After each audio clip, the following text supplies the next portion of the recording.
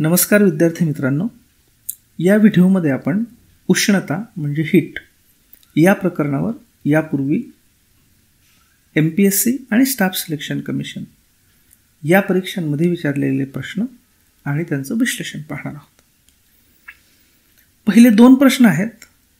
हा MPSC 2019 मध्ये विचारला गेलेला आणि हा MPSC 2018 मध्ये विचारला गेलेला. दोन्ही प्रश्न जवळजवळ सारखेच आहेत.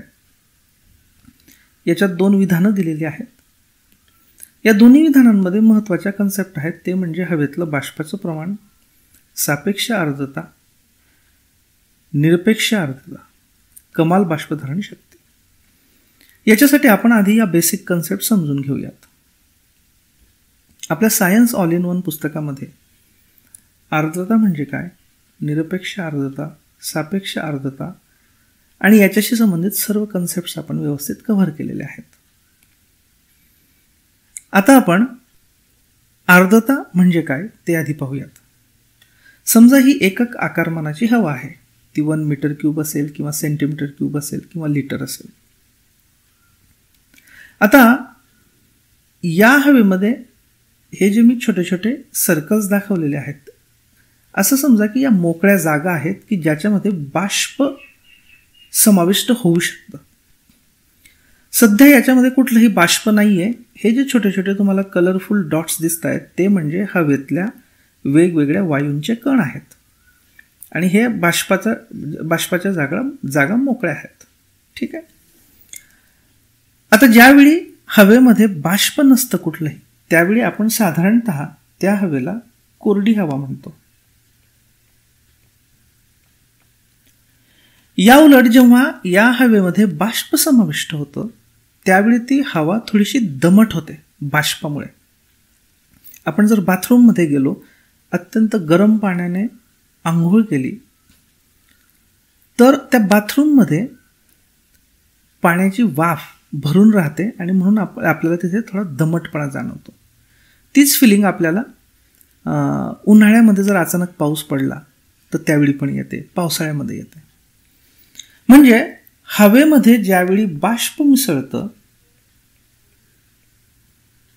त्यावेळी ती हवा दमट हवा होते आणि या दमटपणाला, या बाष्पाच्या असण्याला आर्द्रता असं म्हणतात. आणि ज्या हवेमध्ये बाष्प असतं त्या हवेला आर्द्र हवा असं म्हणतात. आता समजा इथे तर कुठलंही बाष्प नाहीये, टेम्परेचर 30 डिग्री सेंटीग्रेड आहे. समजा याच्यामध्ये काही बाष्प मिसळलं. आता तीच हवा आहे आणि हे बाष्पाचे कण आहेत आता, आणि हे कण टोटल 20 कण आहेत.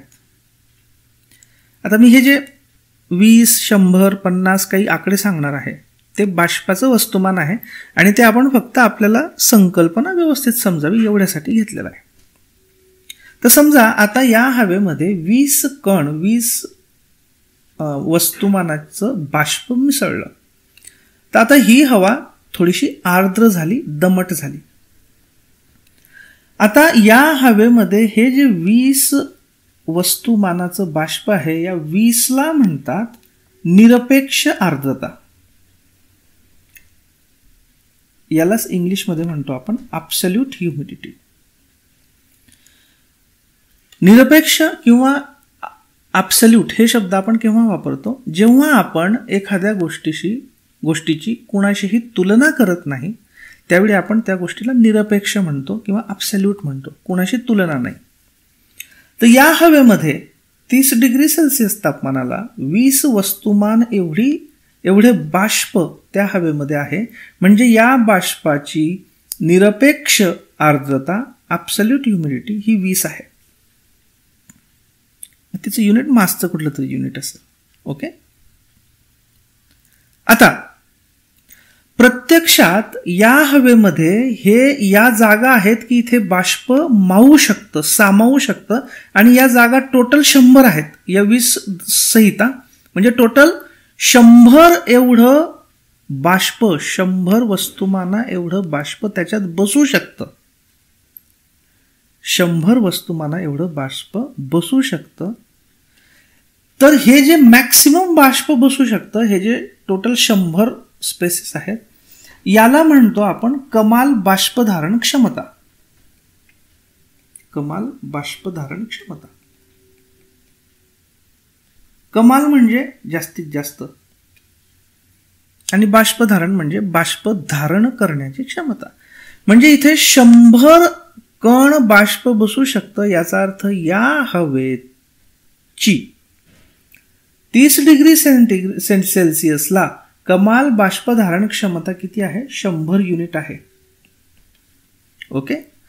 पण याच्यात प्रत्यक्षात किती बाष्पाचे कण आहेत? फक्त 20. तर या हवेमध्ये असणारं प्रत्यक्षातलं बाष्प 20 भागिले त्याच्यात ऍक्च्युली मॅक्सिमम बसू शकणारं बाष्प म्हणजे त्याची कमाल बाष्पधारण क्षमता 100. यांच्या गुणोत्तराला म्हणतात सापेक्ष आर्द्रता. यालाच इंग्लिशमध्ये म्हणतात रिलेटिव्ह ह्युमिडिटी. सापेक्ष का? तर आपण याची आता कशाशी तरी तुलना करीत आहोत. ज्यावेळी तुलना करत नव्हतो त्यावेळी फक्त हे 20 होतं, त्याला आपण निरपेक्ष आर्द्रता म्हणत होतो. आता आपण तुलना करतो आहोत. कशाशी करतो आहोत? की बाबा या हवेमध्ये या तापमानाला मॅक्सिमम किती बाष्प ऍक्च्युली आपण बसवू शकलो असतो? 100 बसवू शकलो असतो. मग त्याचं जर गुणोत्तर घेतलं 20शी त्याला आपण म्हणतो सापेक्ष आर्द्रता म्हणजे रिलेटिव्ह ह्युमिडिटी. ओके. आता हे बघा, समजा इथे 20 होते बाष्पाचे कण.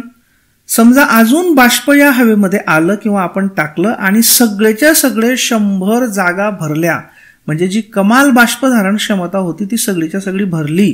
याच्या पलीकडे आता जागा नाही या हवेमध्ये या तापमानाला बाष्प धारण करण्याची.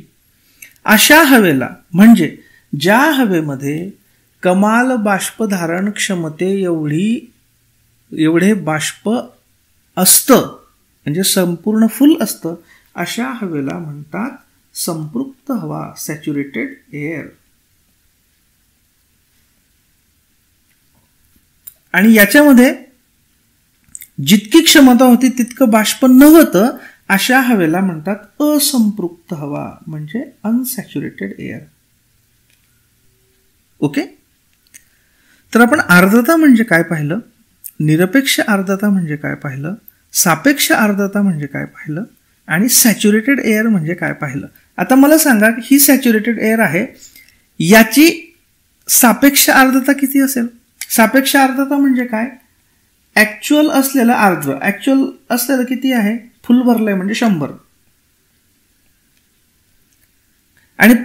आणि मॅक्सिमम कॅपॅसिटी किती होती त्याची? ती पण 100च होती. 100 भरले इंटू 100 म्हणजे किती? 100%.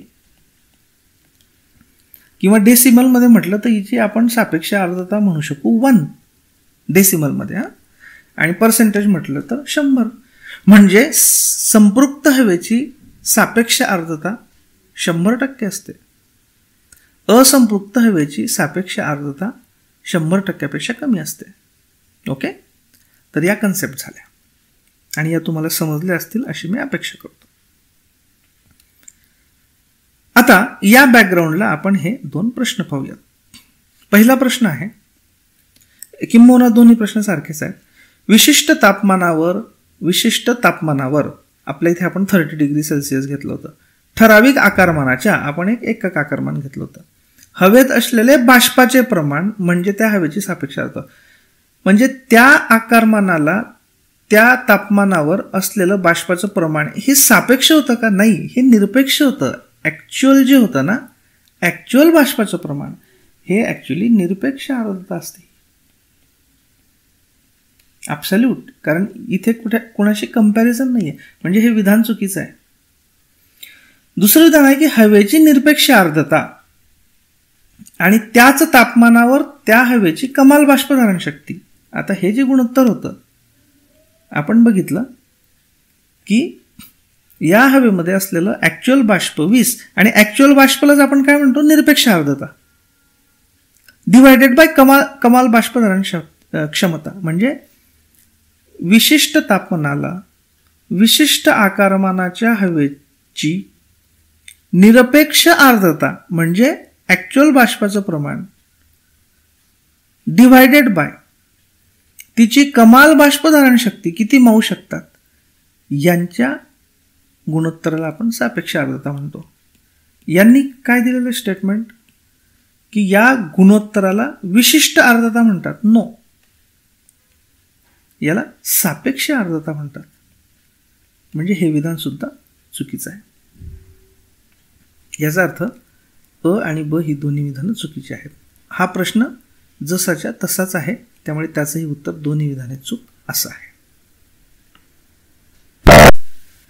आता पुढचा प्रश्न आपण बघूयात. हा प्रश्न आहे,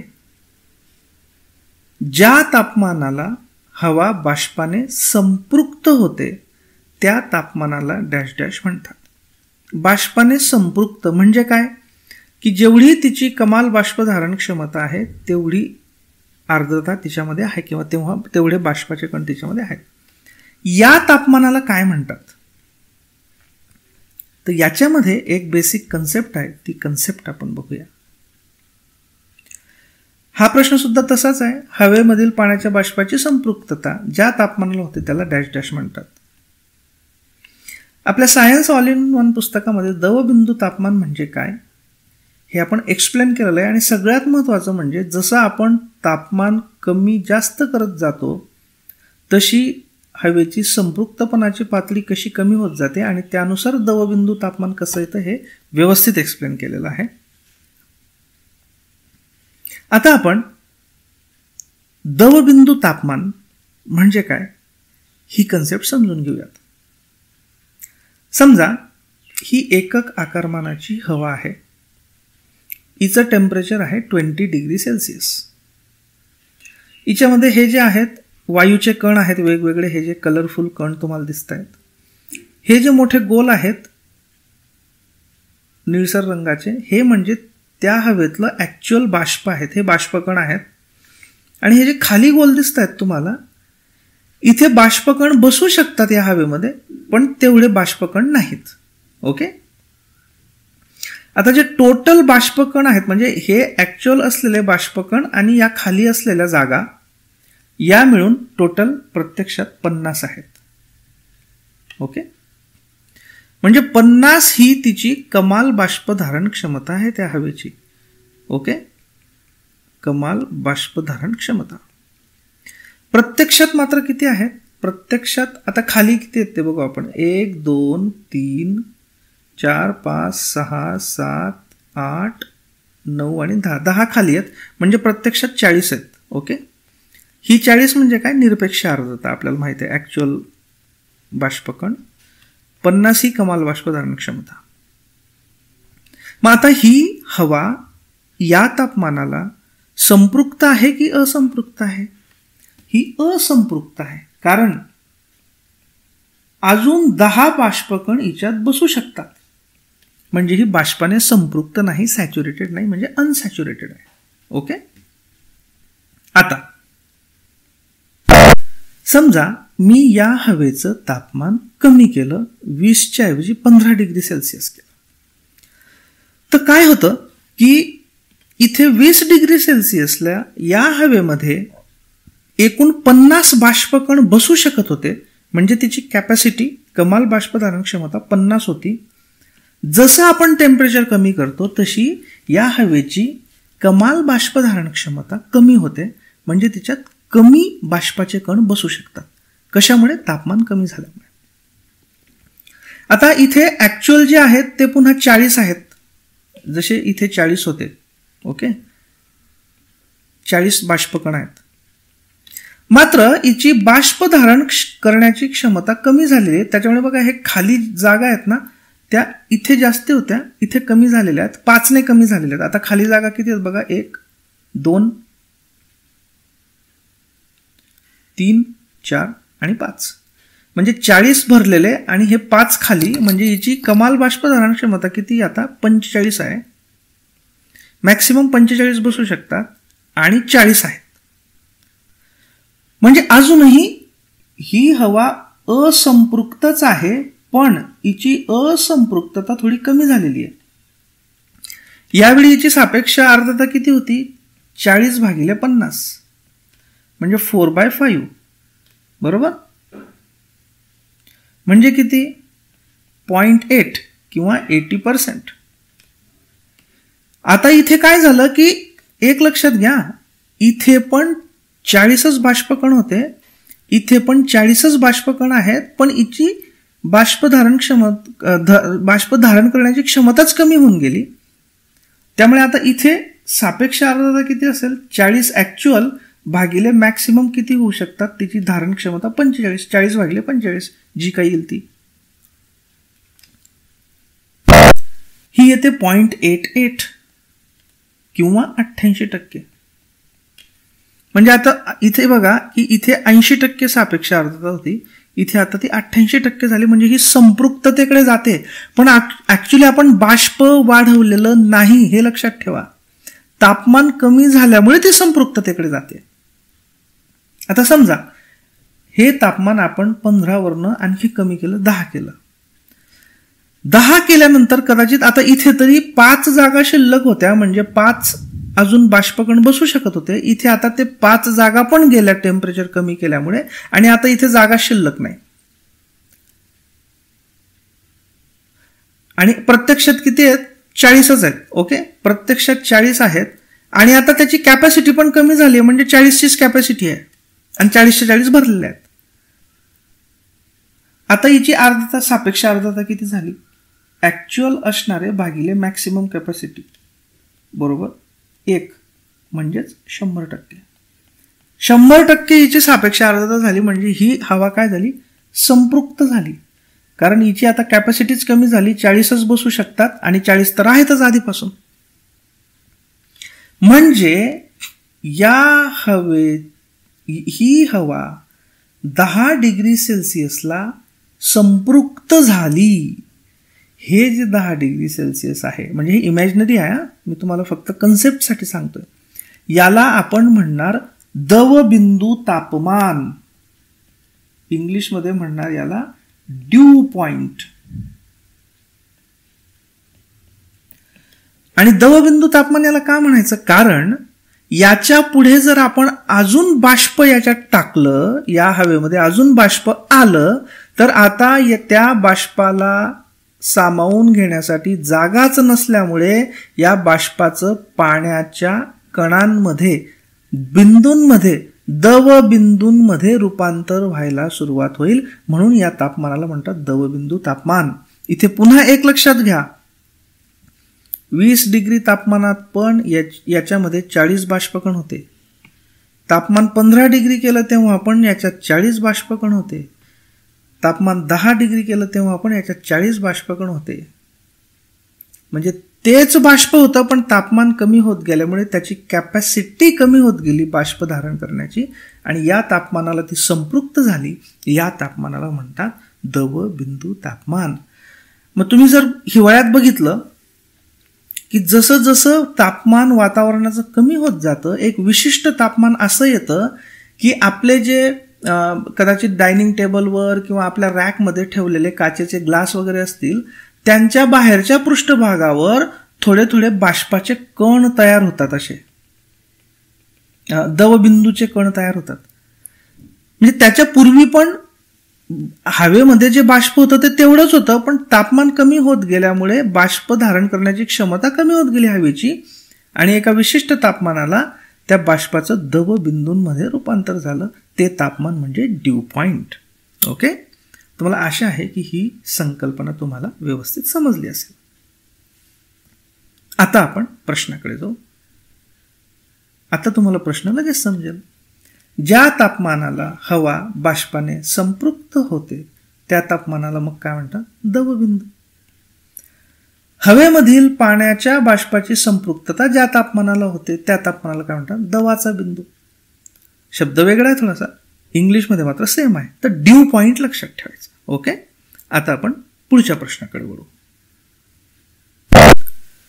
पुढचा प्रश्न असा आहे की 1 लिटर पाणी 40 डिग्री सेल्सिअस पासून 30 डिग्री सेल्सिअस पर्यंत थंड केल्यास काय होईल? आता इथे एक कन्सेप्ट आपल्याला महत्त्वाची समजून घ्यायची आहे. तत्पूर्वी हे पाहूयात की 2011 मध्ये पण हा प्रश्न विचारला गेलेला आहे. पाण्याची घनता डॅश डॅश या तापमानाला उच्चतम असते. पुन्हा हा स्टाफ सिलेक्शन कमिशनला कंबाइंड ग्रॅज्युएट लेवल 2013ला विचारला गेलेला प्रश्न आहे. The density of water is 1 gram per centimetre cube. This is strictly valid at what temperature. म्हणजे कोणत्या तापमानाला हे 1 ग्रॅम प्रति घन सेंटीमीटर ही पाण्याची घनता असते. व्हिडिओच्या या भागामध्ये आता आपण पाण्याचे असंगत आचरण ही संकल्पना समजून घेऊ. आता याला असंगत आचरण असं का म्हणतात? याला इंग्रजीमध्ये म्हणतात ॲनॉमलस बिहेवियर ऑफ वॉटर. म्हणजे वेगळी. पण वेगळी कशाच्या संदर्भाने? तर पाण्यासारख्या ज्या इतर वस्तू किंवा पदार्थ आहेत त्याच्यापेक्षा वेगळी, ज्याला आपण ऑड मॅन आउट म्हणतो. घरातला एखादा कुटुंबाचा सदस्य असतो, तो जरा इतरांपेक्षा वेगळं वागतो, तर त्याची बिहेवियर ॲनॉमलस असते किंवा असंगत असते असं आपण म्हणतो. त्याच्या आधी मग नॉर्मल बिहेवियर काय येते बघूयात. समजा नॉर्मली कुठलाही पदार्थ घेतला आणि त्याचं जर तापमान आपण कमी करत गेलो तर काय होतं हे या आकृत्यांमध्ये मी दाखवलं. समजा हा एखादा पदार्थ आहे, एखादं लिक्विड घेऊयात आपण पाण्याशी कंपॅरिझन करायचे म्हणून. याचं तापमान 6 डिग्री सेंटीग्रेड आहे. याचं त्यावेळी आकारमान एवढं आहे, एकक आकारमान आहे आणि त्याच्यात 4 रेणू आहेत. म्हणजे याची घनता समजा 4 एकक धरूयात आपण. म्हणजे 4 kg पर मीटर क्यूब किंवा ग्रॅम पर सेंटीमीटर क्यूब काही असू शकतं. आपण एकक धरूया. तर याची घनता 4 आहे. आता समजा याचं तापमान 6 डिग्रीवरून 5 डिग्रीपर्यंत केलं तर आकारमान कमी होतं. हे कमी केलंय मी आकारमान. आकारमान कमी झालं पण हे 4 रेणू तसेच होते. मग ते दाटीवाटीने बसले म्हणजे त्यांची घनता जास्त झाली.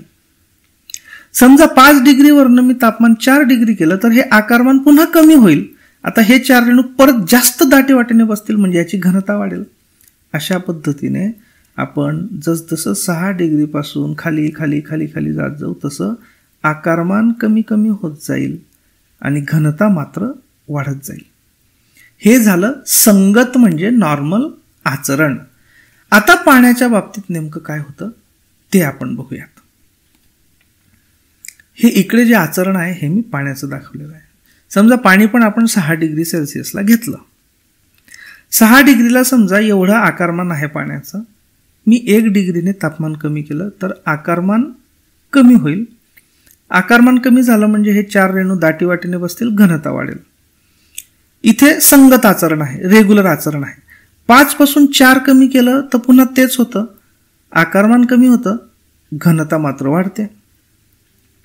इथपर्यंत पाण्याचं आचरण संगत आहे 4 डिग्रीपर्यंत. मात्र 4 डिग्रीच्या पुढे पाण्याचं डोकं फिरतं आणि ते असंगत आचरण करायला लागतं. कसं? जर मी 4 डिग्रीपासून 3 डिग्री सेंटीग्रेडला तापमान कमी केलं तर याचं आकारमान कमी व्हायला पाहिजे. इथे कमी झालं होतं बघा. तर याचं आकारमान कमी होण्याऐवजी आकारमान वाढतं. आकारमान वाढलं म्हणजे मग हे रेणू थोडे मोकळे मोकळे झाले म्हणजे घनता कमी झाली. याच्यापासून अजून जर मी खाली गेलो तर आकारमान कमी व्हायला पाहिजे पण हे परत आकारमान वाढतं. आकारमान वाढलं म्हणजे घनता कमी होते. थोडक्यात 4 डिग्री हा पाण्याच्या संगत आचरणाचा कट ऑफ पॉइंट आहे. 4 डिग्रीपेक्षा तापमान कमी करत गेलं तर पाण्याचं आकारमान कमी होण्याऐवजी वाढतं आणि घनता वाढण्याऐवजी कमी होते. याला पाण्याचं असंगत आचरण म्हणतात. मग इथे बघा आकारमान 4 डिग्री सेंटीग्रेडला आकारमान सगळ्यात कमी होतं बघा. कारण इकडे पण आकारमान जास्त आहे, इकडे पण आकारमान जास्त आहे. म्हणजे 4 डिग्रीला पाण्याचं आकारमान सगळ्यात जास्त असतं आणि घनता सॉरी, पाण्याचं आकारमान सगळ्यात कमी असतं 4 डिग्रीला. ओके, इकडे वाढत जातं, इकडे पण वाढत जातं. आणि घनतेच्या बाबतीत काय बघा, घनता इथे जास्तीत जास्त आहे, मॅक्सिमम आहे. याच्या इकडे घनता वाढत जाते, म्हणजे मोकळे होतात, घनता कमी होत जाते, सॉरी घनता वाढत जाते कारण हे मोकळे होत जातात. इकडे पण घनता कमी होत जाते कारण हे मोकळे होत जातात. म्हणजे 4 डिग्री सेंटीग्रेडला पाण्याची घनता सगळ्यात जास्त असते, तर आकारमान सगळ्यात कमी असतं. पुन्हा रिपीट करतोय, तुमच्या डोक्यात काही कन्फ्युजन झालं असेल तर ही आकृती फक्त लक्षात ठेवा. ही आकृती तुम्ही अशी पिक्चर म्हणून लक्षात ठेवा, तुमच्या लगेच लक्षात येईल. 4 डिग्रीला आकारमान म्हणजे हा बॉक्स सगळ्यात कमी, घनता सगळ्यात जास्त, कारण दाटीवाटी इथे सगळ्यात जास्त. ओके, तर याला म्हणतात पाण्याचं असंगत आचरण. या पाण्याच्या असंगत आचरणामुळे थंड प्रदेशामध्ये अनेक जलचर हे सुरक्षित राहतात. का? समजा हे असं पाणी आहे, समजा हे पाण्याच्या बाहेरचं तापमान सुरुवातीला 10 डिग्री सेल्सिअस आहे. आता 10 डिग्रीपासून हे समजा कमी कमी होत गेलं, 8 डिग्रीपर्यंत कमी झालं, तर काय होईल? हे पाणी थंड होईल. इथलं थंड पाणी जळ असतं, त्यामुळे ते खाली जाईल, खालचं पाणी वरती येईल. ते वरती आलेलं पाणी पुन्हा वातावरणाच्या या बाहेर वातावरण थंड आहे, त्याच्यामुळे ते पाणी पुन्हा थंड होईल, ते जड होईल, खाली जाईल. अशा पद्धतीने सर्व पाण्याचं तापमान 8 डिग्री सेंटीग्रेड होईपर्यंत हे अभिसरण प्रवाह चालू राहतील. समजा तापमान अजून कमी झालं, 4 डिग्री झालं, पुन्हा काय होईल? बाहेर 4 डिग्री जर झालं तर हे वरचं पाणी थंड होईल, थंड पाणी जड असतं, ते खाली जाईल, खालचं पाणी तुलनेने थोडंसं कमी थंड होतं, तर ते वरती येईल. मग ते वरती आल्यावर परत इथे 4 डिग्रीशी त्याचा संपर्क येईल, ते पण थंड होईल. अशा पद्धतीने हे अभिसरण प्रवाह चालू राहतील आणि संपूर्ण पाण्याचं तापमान 4 डिग्री सेंटीग्रेड होईपर्यंत हे चालेल. ओके, संपूर्ण पाण्याचं तापमान 4 डिग्री सेंटीग्रेड होईपर्यंत हे चालेल. म्हणजे समजा आता या संपूर्ण पाण्याचं तापमान 4 डिग्री सेंटीग्रेड आहे. आता 4 पासून ज्यावेळी तापमान कमी होईल त्यावेळी काय होईल? इथे नॉर्मली 4 डिग्रीपर्यंत काय होत होतं? पाणी थंड झालं तर जड होत होतं, म्हणजे त्याची घनता वाढत होती आणि त्याच्यामुळे ते खाली जात होतं. 4 डिग्रीच्या खाली समजा 3 डिग्री सेंटीग्रेड तापमान जर झालं तर काय होतं? इथलं पाणी जड होण्याऐवजी हलकं होतं, या पृष्ठभागाजवळचं. का हलकं होतं? कारण आपल्याला माहिती आहे 4 डिग्रीपेक्षा तापमान कमी झालं की पाण्याचं आकारमान वाढतं आणि घनता कमी होते. घनता कमी म्हणजे हलकं पाणी. म्हणजे काय होतं? हे वरचं पाणी 4 डिग्रीपेक्षा कमी होतं तापमान, समजा 3 डिग्री झालं, पण 3 डिग्रीला हे जड होत नाही, हे उलट हलकं होतं. आणि हलकी गोष्ट वरती तरंगते, त्याच्यामुळे हे वरचं पाणी वरतीच राहतं, हे खाली जात नाही, त्याच्यामुळे खालचं पाणी वरती येत नाही. त्याच्यामुळे हे वरचं पाणी 3 डिग्री सेंटीग्रेड जरी झालं, खालचं पाणी मात्र 4 डिग्रीच राहिलं, कारण हे वर खाली झालंच नाही आणि खालचं पाणी 4 डिग्री होतं, आपल्याला माहिती आहे आधीच. ओके, आता पुन्हा समजा हे बाहेरचं तापमान 3 डिग्रीच्या ऐवजी 2 डिग्री झालं, 1 डिग्री झालं, 0 डिग्री झालं. प्रत्येक वेळी हे पाणी हलकंच होत जाईल, कारण आकारमान वाढत जाईल, घनता कमी होत जाईल, त्यामुळे हे वरतीच राहील, त्यामुळे खालचं पाणी खालीच राहील. आणि ज्यावेळी 0 डिग्री तापमान बाहेरचं होईल त्यावेळी हे जे वरचं पाणी होतं याचं रूपांतर बर्फामध्ये होईल. ओके, आईस, बर्फ. आता काय होतं? हा बर्फ झाला आणि याची बर्फाची घनता कमीच असते, आपल्याला माहित आहे. म्हणजे या बर्फाचा असा थर तयार होईल. खालचं तापमान मात्र अजूनही 4 डिग्री सेंटीग्रेडच राहिलं. आता ज्या क्षणी बर्फ तयार झाला, हा जो बर्फ असतो, बर्फाचं एक वैशिष्ट्य असतं की तो उष्णतेचा दुर्वाहक असतो. म्हणजे तो उष्णता आतून बाहेर किंवा बाहेरून आत जाऊ देत नाही. इन्सुलेटर सारखं हा काम करतो. म्हणजे आता काय झालं की याचं तापमान इथे 0 डिग्री आहे आणि हा बर्फ झालेला आहे. आता हा बाहेरची उष्णता, म्हणजे बाहेर तर आता तापमान कमी होईल ना, हा बाहेरची थंडी आत जाऊ देणार नाही आणि आतलं जे 4 डिग्री सेंटीग्रेडचं पाणी आहे त्याची उष्णता बाहेर जाऊ देणार नाही. म्हणजे या भागामध्ये जे 4 डिग्री तापमान होतं ते 4 डिग्रीच राहील आणि त्याच्यामुळे इथे जे मासे असतील, काही प्राणी असतील, या प्राण्यांना कमीत कमी 4 डिग्री तापमान मिळेल आणि ते जिवंत राहतील. आता पाण्याचं असंगत आचरण नसतं तर काय झालं असतं ते बघू आपण. जसं 4 डिग्री नंतर इथलं तापमान 3 डिग्री झालं असतं आणि जर त्यावेळी पण पाण्याची घनता वाढली असती, आकारमान कमी झालं असतं, तर मग हे 3 डिग्रीचं पाणी खाली गेलं असतं जड झाल्यामुळे. मग खालचं पाणी वरती गेलं असतं आणि असे अभिसरण प्रवाह होऊन संपूर्ण पाण्याचं तापमान 3 डिग्री झालं असतं. मग परत बाहेरचं तापमान 2 डिग्री झालं असतं तर इथलं तापमान 2 डिग्री झालं असतं. जर असंगत आचरण नसतं तर त्याची घनता वाढली असती, आकारमान कमी झालं असतं आणि हे पाणी जड होऊन खाली गेलं असतं, खालचं पाणी वर आलं असतं आणि परत असे अभिसरण प्रवाह तयार होऊन संपूर्ण पाण्याचं तापमान 2 डिग्री झालं असतं. मग त्यानंतर 1 डिग्री झालं असतं आणि त्यानंतर 0 डिग्रीला या संपूर्ण पाण्याचं बर्फ होऊन गेलं असतं आणि इथले सगळे प्राणी बर्फामध्ये गाडले गेले असते. म्हणजे बघा की निसर्गाची किती कमाल आहे ही, की बरोबर 0 डिग्रीला हे बर्फ तयार होतं. ते बर्फ उष्णतेचं दुर्वाहक असतं. 4 डिग्रीला बरोबर पाण्याचं असंगत आचरण सुरू होतं. म्हणजे कधी कधी असं वाटतं की ज्याने कोणी हे जग बनवलं असेल त्याने हे किती विचारपूर्वक बनवलेलं आहे की 4 डिग्रीला सुद्धा म्हणजे अत्यंत थंडीच्या प्रदेशात. आता इथे बघा बाहेरच्या वातावरणामध्ये -10 डिग्री जरी होऊन गेलं तरी बाहेर असलेला एखादा माणूस -10 डिग्री 20 डिग्रीमध्ये कदाचित मरून जाईल. पण -10 डिग्री जरी झालं तरी या बर्फामुळे, बर्फ हा दुर्वाहक असल्यामुळे इकडची -10 डिग्रीची थंडी मध्ये जाणारच नाही आणि हे मध्ये 4 डिग्रीच राहील. बाहेर जरी -10, -50, किती का होईना. तर ही आहे पाण्याच्या असंगत आचरणाची कमाल. मला आशा आहे की ही कन्सेप्ट तुम्हाला व्यवस्थित समजेल. आता याच्या अगेन्स्ट आपण हे प्रश्न बघू.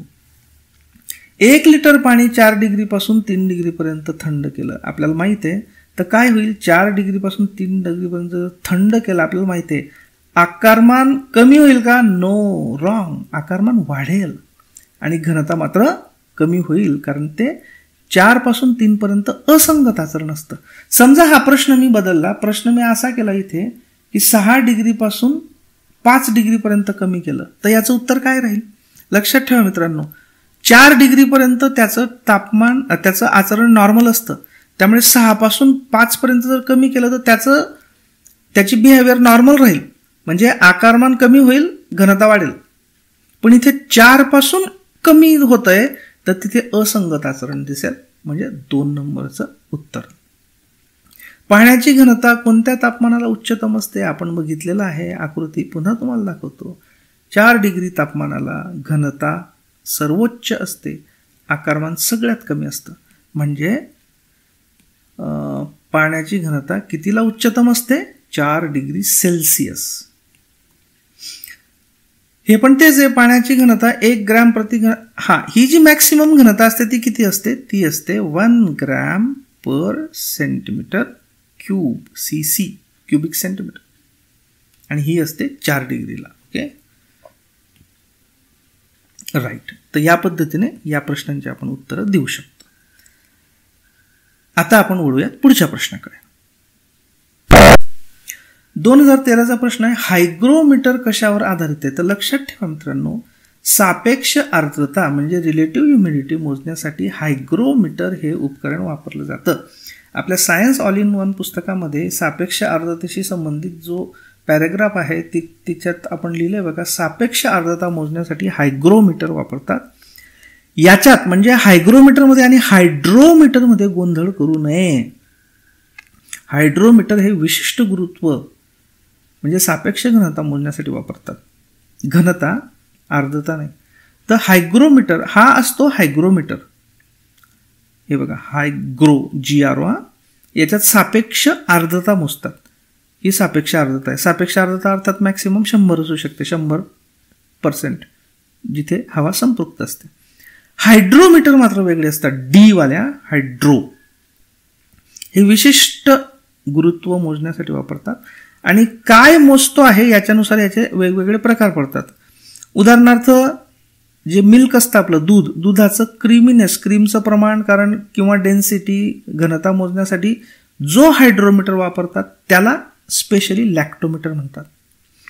एखाद्या द्रवामध्ये शुगरची डेन्सिटी किती आहे हे मोजण्यासाठी वापरल्या जाणाऱ्या हायड्रोमीटरला सॅकॅरोमीटर म्हणतात. आणि एखाद्या अल्कोहोलयुक्त पेयामध्ये अल्कोहोलचं प्रमाण किती आहे हे मोजण्यासाठी वापरल्या जाणाऱ्या हायड्रोमीटरला अल्कोहोलोमीटर म्हणतात. याचा आणि हायग्रोमीटरचा संबंध नाही. हायग्रोमीटर हे सापेक्ष आर्द्रता मोजण्यासाठी वापरलं जातं. आता आपण पुढच्या प्रश्नाकडे येऊ. उकळत्या पाण्यामुळे होणाऱ्या जखमांपेक्षा वाफेने होणाऱ्या जखमा अधिक तीव्र असतात कारण. इथे मित्रांनो आपल्याला अप्रकट उष्मा ही कन्सेप्ट समजून घेणं गरजेचं आहे. आपल्या सायन्स ऑल इन वन पुस्तकामध्ये हे आपण व्यवस्थित एक्सप्लेन केलेलं आहे आणि त्याच्यात हा उल्लेख होतो बघा की वाफेत साठलेल्या या अप्रकट उष्म्यामुळे वाफेने होणाऱ्या जखमा या उकळत्या पाण्याच्या जखमांपेक्षा जास्त तीव्र असतात. व्हिडिओच्या या भागामध्ये आपण अप्रकट उष्मा म्हणजे काय ही कन्सेप्ट समजून घेणार आहोत. ही आकृती आहे. हा एक बीकर आहे, त्याच्यामध्ये पाणी आहे, त्याच्यात हा थर्मोमीटर लावलेला आहे आणि खालून त्याला आपण हीट करतोय.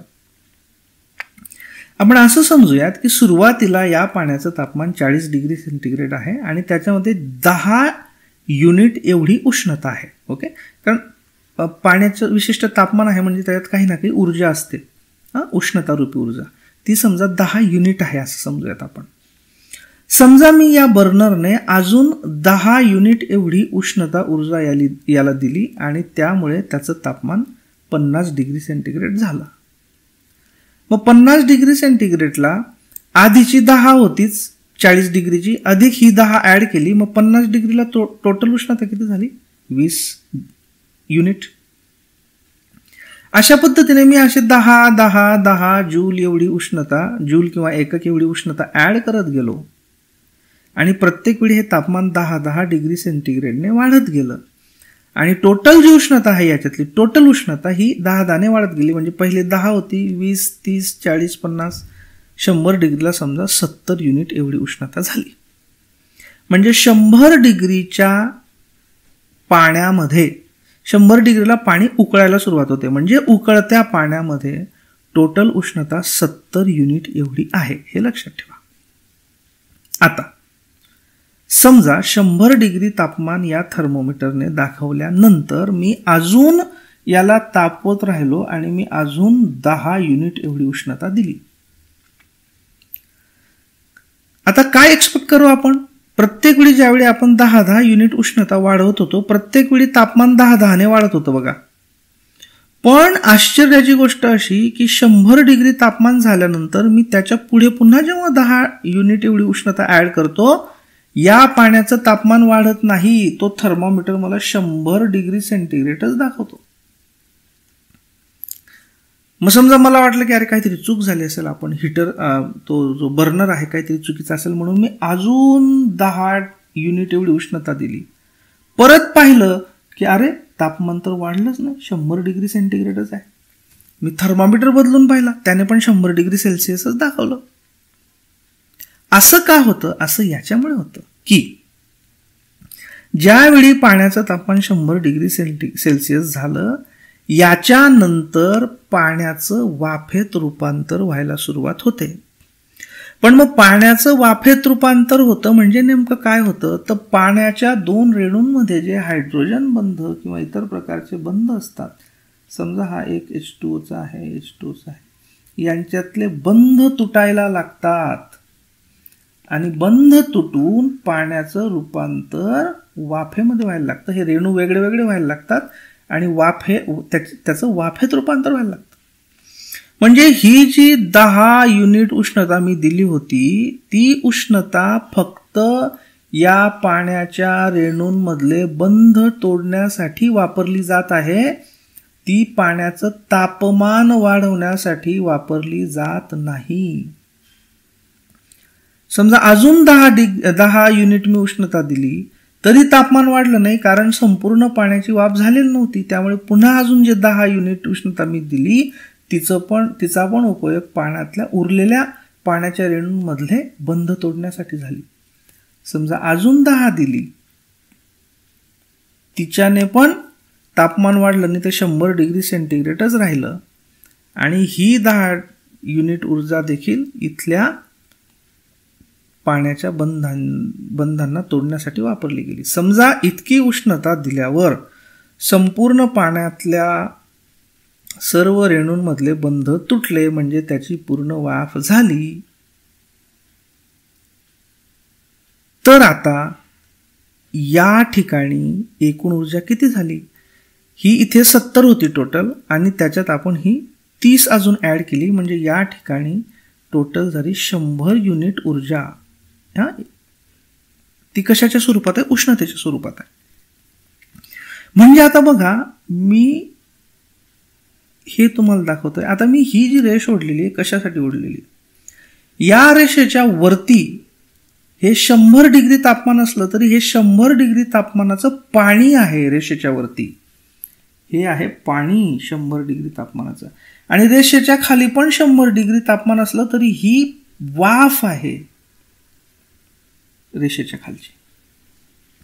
म्हणजे 100 डिग्री पाण्यामध्ये एकूण उष्णता ऊर्जा किती होती? 70.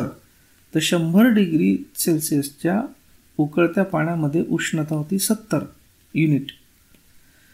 आणि इथे 100 डिग्रीची जी वाफ आहे तिच्यामध्ये उष्णता किती आहे? 100 युनिट. म्हणजे 100 डिग्रीची वाफ, त्याच्यामध्ये उष्णता किती? 100 युनिट. म्हणजे बघा, दोघांमध्ये तापमान सारखंच आहे, पण 100 डिग्रीच्या उकळत्या पाण्यात उष्णता ऊर्जा फक्त 70 आहे. 100 डिग्रीच्या वाफेमध्ये मात्र उष्णता ऊर्जा 100 आहे. मग हे जे एक्स्ट्रा 30 आहेत याच्यामध्ये, हे जे एक्स्ट्रा 30 आहेत, या 30ला म्हणतात वाफेचा अप्रकट उष्मा. 30 म्हणजे मी एक्झाम्पलसाठी घेतोय, प्रत्यक्षात वेगळं असतं ते. डिटेल्स तुम्ही पुस्तकात वाचालच एक्झॅक्टली किती असते ती. याला म्हणतात वाफेचा अप्रकट उष्मा किंवा उत्कलनाचा अप्रकट उष्मा, लॅटेंट हीट ऑफ वेपरायझेशन, बाष्पनाचा अप्रकट उष्मा, बाष्प होत आहे म्हणून.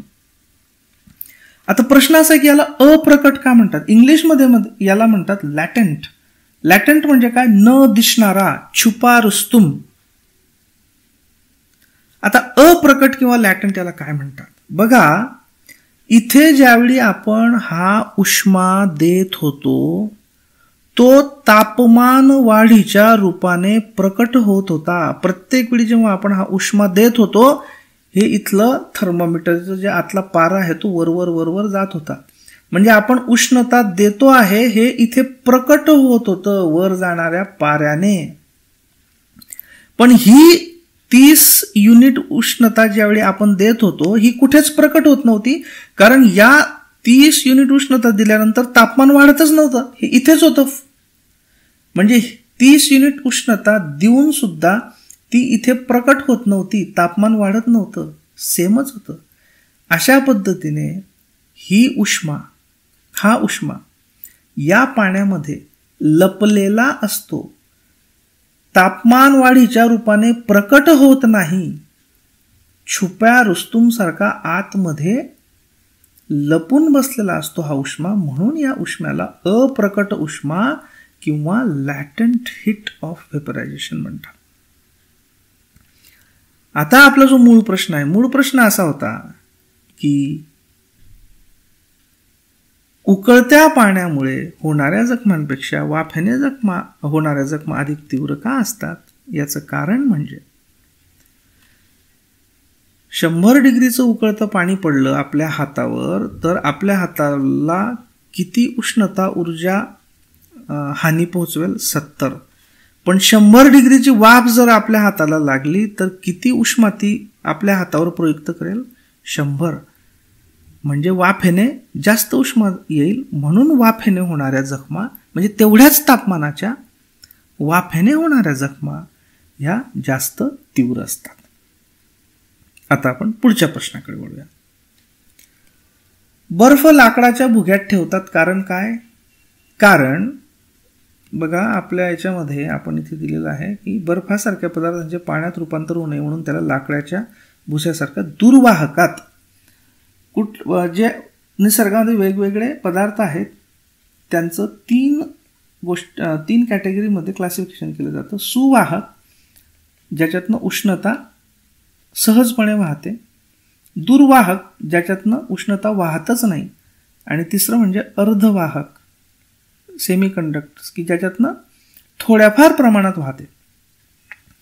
तर लाकडाचा भुसा जो असतो तो दुर्वाहक असतो. त्याच्यामुळे काय होतं की समजा ही समजा बर्फाची लादी आहे आणि हिच्या आजूबाजूला आपण लाकडाचा भुसा जर टाकला तर बाहेरची जी उष्णता आहे वातावरणाची ती या भुशामुळे, हा भुसा दुर्वाहक असल्यामुळे बाहेरची उष्णता आतमध्ये बर्फाकडे जात नाही, त्यामुळे आतल्या बर्फाचं पाणी होत नाही.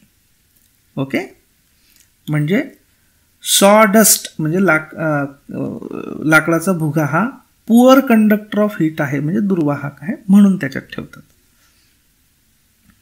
Which of the following is indicated by colour of star? ताऱ्याच्या रंगावरून कशाचा अंदाज येतो? इथे आपल्याला विन्स लॉ ऑफ डिस्प्लेसमेंट हा माहीत असणं गरजेचं आहे. आपल्या पुस्तकामध्ये विन्स लॉ, डिस्प्लेसमेंट लॉ म्हणजे विन्सचा उष्णता विस्थापनाचा नियम दिलेला आहे. तो मी तुम्हाला थोडक्यात समजून सांगतो. विनने असा सिद्धांत मांडला की एखाद्या वस्तूचं तापमान जसजसं वाढत जातं, समजा हा एखादा लोखंडाचा ठोकळा आहे आणि याला आपण तापवतो आहोत, तर याचं टेम्परेचर जसं जसं वाढत जाईल तसतसं जसं टेम्परेचर वाढतं त्या गोष्टीमधनं उष्णतेची प्रारणं बाहेर पडतात. उष्णतेच्या प्रारणांची एक विशिष्ट तरंग लांबी असते, ओके, वेव्हलेंथ असते, आणि ते मिक्स असतात. ओके, समजा याचं तापमान 50 डिग्री सेंटीग्रेड असेल तर याच्यामध्ये विशिष्ट तरंग लांबीच्या उष्णतेच्या प्रारणांचं उत्सर्जन होईल. त्याच्यात काही तरंग लांबींचं प्रमाण सर्वात जास्त असतं, मॅक्सिमम असतं. ओके, आता जसं जसं या ठोकळ्याचं तापमान वाढत जाईल तसतसं सूक्ष्म तरंग लांबींच्या उत्सर्जनाचं प्रमाण वाढतं. म्हणजे समजा 50 डिग्री सेंटीग्रेडला मॅक्सिमम इमिट होणारे, उत्सर्जित होणारे प्रारणं समजा आपण समजू की 400 नॅनोमीटर वेव्हलेंथवाले होते. समजा याचं तापमान 70 डिग्री सेंटीग्रेड झालं तर मॅक्सिमम इमिशन होणारी तरंग लांबी कमी होईल, म्हणजे मे बी आपण असं धरूया की 400 होईल नॅनोमीटर. ओके, म्हणजे तापमान जसं वाढेल तसं मॅक्सिमम उत्सर्जित होणाऱ्या प्रारणांची तरंग लांबी कमी होत जाईल. मग थोडक्यात तुम्ही काय लक्षात ठेवायचं की तापमान जास्त तर तरंग लांबी कमी, आणि तापमान कमी तर तरंग लांबी जास्त. इथे दिलेलं आहे का, तापमान जास्त तर उत्सर्जित प्रारणांची तरंग लांबी कमी. इनव्हर्स रिलेशन आहे, lambda is equal to B/T. B हा कॉन्स्टंट आहे विनचा, लॅम्बडा म्हणजे तरंग लांबी, टी म्हणजे टेम्परेचर, ॲब्सोल्यूट टेम्परेचर. म्हणजे तरंग लांबी आणि टेम्परेचर हे व्यस्तानुपाती आहे. आता आपल्याला माहित आहे की हे जे तरंग आहेत ना, हे आपला जो प्रकाश असतो, दिसणारा प्रकाश, दृश्य पटल म्हणतो आपण त्याला, व्हिजिबल स्पेक्ट्रम, याच्यामध्ये हे साधारणतः 7 कलर असतात. हा जो तांबडा कलर असतो याची तरंग लांबी जास्त असते. बघा, ही अशी थोडीशी मोकळी मोकळी वेव आहे. ऑरेंज याची तरंग लांबी थोडी याच्यापेक्षा कमी होते, पिवळ्याची अजून कमी, ग्रीनची अजून कमी, आणि व्हायोलेटची एकदम कमी. मग ज्यावेळी तापमान कमी असेल आपल्याला माहिती आहे त्यावेळी तरंगलांबी जास्त असेल, म्हणजे कमी तापमानाला कुठलीही गोष्ट रेडिश दिसेल, कारण ती रेडिश तरंग इमिट करेल, बाहेर टाकेल, उत्सर्जित करेल. आणि जसं तापमान आपलं वाढत जाईल तसं कलर चेंज होत जातील, कारण ती तरंगलांबी कमी कमी होत जाईल. या प्रिन्सिपलचा उपयोग रेडिएशन पायरोमीटर याच्यामध्ये करतात. त्यानंतर लोहार सोनार हे तप्त लोखंडाच्या रंगावरून तापमानाचा अंदाज बांधतात. म्हणजे ते साधारणतः बघतात की बाबा जर लाल रंग असेल तर हे लोखंड काही फार नाही तापलेलं, पण जसं ते पिवळसर होत जाईल याचा अर्थ त्याचं तापमान वाढत चाललंय, कारण तापमान वाढतं तर तरंगलांबी कमी होते. तरंगलांबी कमी म्हणजे या इकडच्या वेव्ज. मग त्यावेळी आपल्या जुने लोहार सोनार यांना जरी तरंगलांबी वगैरे माहीत नसलं तरी त्यांना अनुभवाने माहीत होतं की ज्यावेळी वस्तू कमी गरम असते त्यावेळी ती लालसर दिसते, आणि जशी जास्त गरम होत जाते तशी ती पिवळसर वगैरे आणि मग नंतर पांढरी होत जाते. म्हणून बघा लोखंड तापवले जाते तेव्हा सुरुवातीला जास्त तरंगलांबीची प्रमाणे बाहेर पडतात, कारण तापमान कमी असतं, त्यामुळे ते लाल दिसतं. त्यानंतर मग गडद लाल, नारंगी पिवळा आणि खूप तापमान वाढल्यावर पांढरा. ओके, तर हे असतं रेडिएशन पायरोमीटरचं बेसिक प्रिन्सिपल. आणि ते कशावर अवलंबून आहे? वीनचा उष्णता विस्थापनाचा नियम, वीन्स डिस्प्लेसमेंट लॉ. मग ताऱ्याच्या रंगावरून कशाचा अंदाज येतो आपल्याला? टेम्परेचरचा. रंगावरून वेट ठरतं का? नाही. डिस्टन्स नाही, साईज नाही, टेम्परेचर. तर तारा, हे बघा, ताऱ्याच्या रंगावरून तुलनात्मक तापमानाचा अंदाज. लाल रंग उत्सर्जित करणाऱ्या ताऱ्याचं तापमान कमी असेल, कारण लाल रंगाची तरंगलांबी जास्त आहे, म्हणजे याचा अर्थ त्या ताऱ्याचं तापमान कमी आहे. निळ्या रंगाचं तापमान जास्त असतं, कारण निळ्या रंगाची तरंगलांबी कमी म्हणजे टेम्परेचर जास्त. ओके, तर अशा पद्धतीने ताऱ्यांच्या रंगावरून त्यांच्या तापमानाचा आपल्याला अंदाज येतो. पुढचा प्रश्न, 2 specific heats of gases are related by. Specific heat म्हणजे विशिष्ट उष्मा किंवा विशिष्ट उष्माधारकता, तिला सी दाखवली जाते. CP म्हणजे कॉन्स्टंट प्रेशरला असणारी विशिष्ट उष्माधारकता, आणि CV म्हणजे कॉन्स्टंट व्हॉल्यूम म्हणजे स्थिर आकारमानाला असणारी उष्माधारकता, आणि त्यांच्यामधलं रिलेशन असतं CP - CV = R. हे आपण दिलेलं आहे बघा इथे आपल्या पुस्तकामध्ये, science all in one. CP - CV = R. याच्यात असं विशेष काही नाही, हे रिलेशन फक्त आपण लक्षात ठेवायचं. सो उष्णतेवर हे विचारले गेलेले प्रश्न होते. मला आशा आहे की हे तुम्हाला आता व्यवस्थित समजलं असेल, त्यासोबत तुम्हाला काही कन्सेप्ट पण चांगल्या समजल्या, आणि याचा अधिक डिटेल अभ्यास करण्यासाठी तुम्ही सायन्स ऑल इन वन हे पुस्तक जरूर वाचा. थँक्यू.